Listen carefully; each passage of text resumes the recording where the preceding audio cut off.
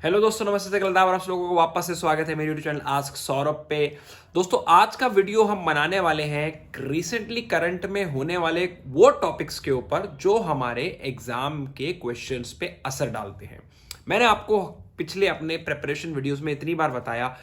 कि जो law entrance exam के अंदर जो लीगल, क्योंकि लीगल एस्पेक्ट इतने सारे हमारे देश के अंदर एक्ट्स हैं कोडिफाइड, इतने सारे हमारे देश के अंदर लॉज हैं। हाँ, हम कुछ टॉपिक्स को जरूर असाइन कर लेते हैं, कॉन्स्टिट्यूशन वगैरह वगैरह, जिसके अंदर से हमारा एग्जाम आता है, बट वो टॉपिक्स भी इतने वाइड हैं कि कैसे हम लोग डिफाइन कर पाए, हम लोग ये प्लानिंग कर पाए कि भैया जो एग्जामिनर है वो क्या पूछ सकता है। तो मैंने अपने पिछले कई सारे प्रिपरेशन वीडियोस में बताया है कि एग्जामिनर लीगल टॉपिक्स में करंट में होने वाले इश्यूज के अंदर उठने वाले लीगल इश्यूज को चूज करता है और आपके लिए पेपर में ऐसा क्वेश्चन सेट करता है जो रिसेंटली हुए किसी इंसिडेंट के लीगल इशू या लीगल मैटर से रिलेट करता हो। तो उसी तरीके से हम लोग अपने इस साल इस प्रिपरेशन सीजन में हम लोग रिसेंट में होने वाले एक्टिविटीज को, उसके अंदर लीगल इश्यूज जो उठ रहे हैं उनको हम लोग कवर करेंगे ताकि आपकी प्रिपरेशन पे उसमें और ज्यादा बेटर हम लोग कर सके। तो अभी रिसेंटली जो मैंने इशू पिक करा है, मैंने वो पिक करा है,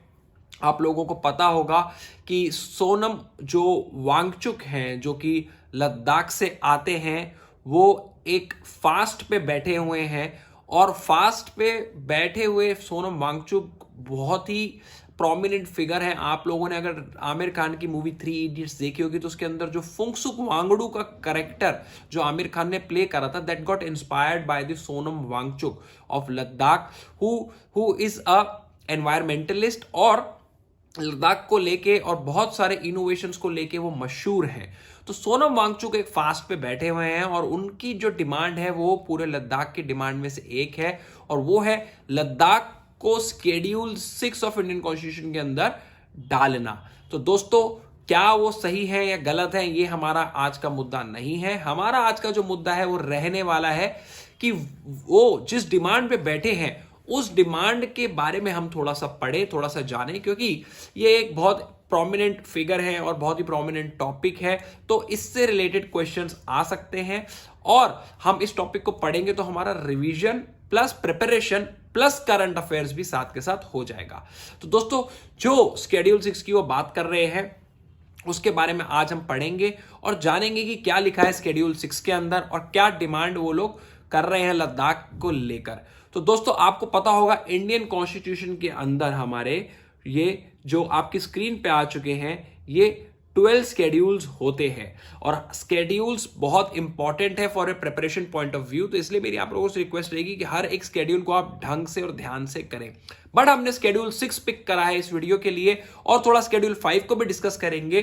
क्योंकि ये एक करंट अफेयर, करंट इश्यू से रिलेटेड स्केड्यूल है, इसलिए हम लोगों ने स्केड्यूल 6 को पिक करा है और इसको थोड़ा हम लोग पढ़ेंगे कि व्हाट स्केड्यूल 6 टॉक्स अबाउट, और इसके थोड़ा रेफरेंस लेते हैं हम स्केड्यूल 5 को भी पढ़ेंगे, क्योंकि यूजुअली बच्चों के अंदर कंफ्यूजन हो जाती है स्केड्यूल 5 और स्केड्यूल 6 को लेके। तो आपके सामने इस टेबल जो बना हुआ है आप इसमें देख सकते हैं, स्केड्यूल 6 जो बात कर रहा है that talks about state of Assam, Meghalaya, Tripura and Mizoram tribal areas, administration and control, law details. तो दोस्तों, ये जो 4 नॉर्थ ईस्टर्न स्टेट्स हैं, you have to keep the states in mind. इसको पूछ ही लेते हैं अगर आपसे स्केड्यूल का क्वेश्चन है तो। बहुत ही प्रॉब्लम क्वेश्चन बन सकता है कि भैया स्केड्यूल 6 के अंदर इनमें से कौन सी स्टेट नहीं है। 4 ऑप्शन दे देंगे, एक आपको चूज करना होगा और आपको अगर चारों पता होंगे तो आप उसमें से एक सेलेक्ट पक्का कर पाएंगे। तो स्केड्यूल 6 जो बेसिकली बात करता है वो 4 स्टेट्स जो है हमारी नॉर्थ ईस्ट की, मिजोरम, मेघालय, त्रिपुरा और असम की जो स्टेट्स हैं, इनके जो ट्राइबल एरियाज हैं उनके ऊपर जो कंट्रोल, लॉ का एडमिनिस्ट्रेटिव कंट्रोल किस प्रकार से उसको करा जाएगा, उसके ऊपर ये बेसिकली स्केड्यूल 6 बात करता है। तो स्केड्यूल 6 को थोड़ा अगर हम लोग उसके फीचर्स को डिटेल में थोड़ा सा जानना चाहें तो मैं आपको ये बता सकता हूं कि स्केड्यूल 6 बेसिकली क्या करता है, it talks about preparing N autonomous area. तो ये क्या कहता है, क्योंकि स्केड्यूल ट्राइब्स जिनको हम लोग एक समय पे आदिवासी कहते थे, आदिवासी का मतलब क्या होता था कि जो आदि काल से, बहुत ही पुराने समय से जो यहाँ पे निवास कर रहे हैं भारत के अंदर, उनको आदिवासी कहा जाता था। But this term now have been revoked and now they have been called जनजाति, क्योंकि ये पहले बोला जाता था कि Adivasi are the oldest living civilization in India, और वो आदिकाल से यहाँ पे निवास कर रहे हैं, इसलिए उनको आदिवासी कहा जाता था। तो उसी तरीके से जो शेड्यूल ट्राइब, जो उसको जनजाति हम लोग कहते हैं हिंदी के अंदर, शेड्यूल ट्राइब्स एक ऐसे कल्चर, एक ऐसे एनवायरमेंट, एक ऐसे सिस्टम से आते हैं जो बहुत ही उन लोगों के लिए इंपॉर्टेंट रहता है, बहुत ही उन लोगों के लिए वो सेक्रोसेंट जिसे हम कहेंगे वो रहता है। तो इसलिए गवर्नमेंट ने अपनी रिस्पॉन्सिबिलिटी मानी है कि शेड्यूल ट्राइब्स के उस कल्चर, शेड्यूल ट्राइब्स की परंपराएं, शेड्यूल ट्राइब्स के जो लॉज हैं उनको ना छेड़ा जाए और उनको उन्हीं के तरीके से रूल करने दिया जाए। तो शेड्यूल 6 के अंदर इन 4 नॉर्थ ईस्ट स्टेट्स के अंदर कुछ एरियाज को डिफाइन किया गया है, जो कि ये आपकी स्क्रीन पे अब आ गए हैं। देखिए आप, ये लिस्ट है। असम के अंदर देखिए 3 जो जगहें हैं उनको मार्क किया गया है। मेघालय में 3 जगहें हैं। देन यू हैव त्रिपुरा में 1 place, and then you have 3 places in Mizoram. I will not recommend कि आप ये सारे याद करें, बट एटलीस्ट कुछ कुछ अगर आप याद कर सके या एक ओवरव्यू ले सके, तो ये 10 जगहें इन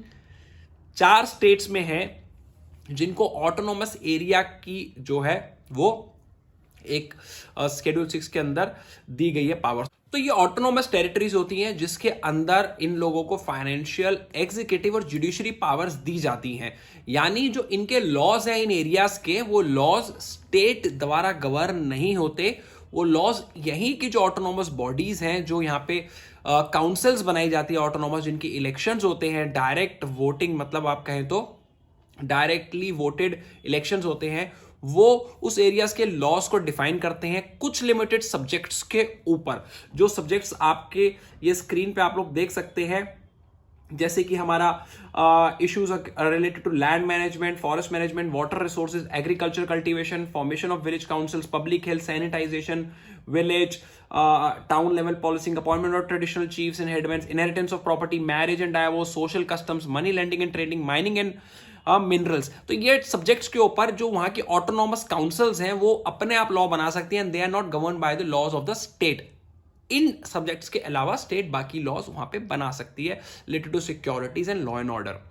उसी तरीके से जुडिशरी पावर्स भी उनको दी जाती है, जिसके अंदर वो 5 इयर्स तक की इंप्रिजनमेंट तक के लिए जो है वो सजाएं सुना सकती हैं under their custom rules and customs which they believe in. तो ये जो ऑटोनोमस पावर है ये शेड्यूल 6 के अंदर अभी तक नॉर्थ ईस्ट की 4 स्टेटों के अंदर 10 एरियाज को दी गई है। लद्दाख के अंदर जो सोनम वांगचुक और लद्दाख के पीपल रिकमेंडेशन जो रिक्वेस्ट कर रहे हैं बेसिकली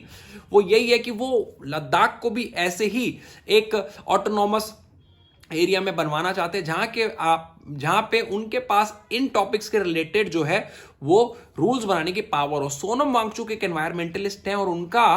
बैठना जो है इस फास्ट पे, जिसको वो एक एनवायरमेंट फास्ट का भी नाम दे रहे हैं, वो कारण ये है क्योंकि उनका कहना है कि जो लद्दाख के लोकल लोग हैं उनको वहां के लैंड मैनेजमेंट, आप देख सकते हैं जो मैंने पिछले बताया था कितने लैंड मैनेजमेंट और जो वहां के एनवायरमेंटल रिलेटेड जो लॉज हैं वो वहां के लोगों को पावर दी जाए वो बनाने की, क्योंकि उनको लगता है कि स्टेट जो है वो वहां के नेचुरल रिसोर्सेस को यूज करने के लिए जो है वहां के इनहैबिटेट्स जो हैं, जो वहां पे ट्राइब्स जो रहते हैं, उन लोगों को वो डिस्पर्स ऑफ कर सकती है इन कमिंग फ्यूचर, वो उन लोगों को हर्ट कर सकती है। इसलिए उस ट्राइबल एरिया के जो ट्राइब्स हैं उन्हीं को, ताकि वो नेचर और वो जो उनका पुराना जो कस्टम्स है उनके साथ वो बिल्कुल एकदम होमोजेनियसली जेलअप रहे, वो ये चाह रहे हैं कि ऐसे ही जैसे नॉर्थ ईस्ट के अंदर स्टेट्स को वो पावर दी गई है ऑटोनोमस एरियाज की, वही पावर दी जाए लद्दाख को। कितनी डिमांड सही है? On the basis of defense, on the basis of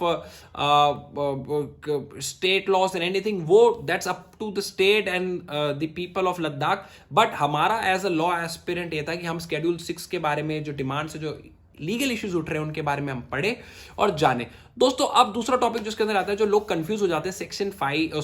5 और शेड्यूल 6 के अंदर, तो सबसे पहला जो क्रक्स डिफरेंस है शेड्यूल 5 और शेड्यूल 6 के अंदर वो ये है कि शेड्यूल 6 बात करता है सिर्फ नॉर्थ ईस्ट की 4 स्टेटों की। आप शेड्यूल 5 को भी अगर ढंग से पढ़ेंगे, दोनों के अंदर जो बात की गई है वो शेड्यूल एरिया एंड ट्राइब्स की गई है, मगर जो डिफरेंस है वो ये है कि जो सेक्शन 6 है वो कैटेगोरिकली नॉर्थ ईस्ट स्टेट्स के लिए बनाया गया है। एंड अगर आप जो आर्टिकल 244(1)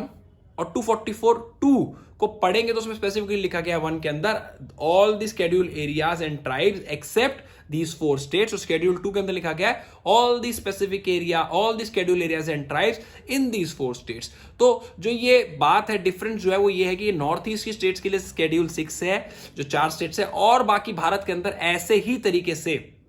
जो है शेड्यूल एरियाज को घोषित किया जा सकता है by the president of India. बस एक फर्क और है कि जो शेड्यूल एरियाज बनाए जाएंगे शेड्यूल 5 के अंदर, उसके अंदर जो एरियाज बनाए जाएंगे उनको ऐसे ऑटोनॉमस पावर नहीं दी जाती है। वहां पे they have these tribal advisory councils जो एडवाइज करती है, और किसी भी स्टेट लॉ को उस ट्राइबल एरिया पे कितना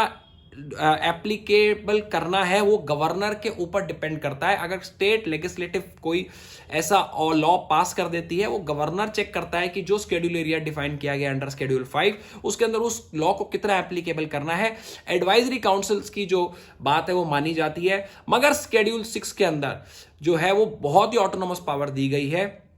शेड्यूल एरियाज को of the north east states, जो 10 एरियाज हमने डिस्कस करे थे। तो आई होप शेड्यूल 5 और शेड्यूल 6 के अंदर थोड़ा सा डिफरेंस आपको पता चल गया होगा। सोनम वांगचुक की जो डिमांड है शेड्यूल 6 को लेकर, शेड्यूल 6 के बारे में आप लोगों को डिफाइन कर पाया हूंगा अच्छे ढंग से, और बहुत ही ब्रीफ में मैंने आप लोगों को एक टॉपिक दे दिया है जिसके ऊपर आप लोग खुद रिसर्च और स्टडी करें, क्योंकि आप लोगों को अपने लीगल टॉपिक्स को करंट इश्यूज से ऐसे ही उठाना है ताकि आप एग्जामिनर क्या सवाल पूछ सकता है उसको प्रेडिक्ट कर पाए। सो दोस्तों, here Saurabh Kharwal signing off, take care and bye bye.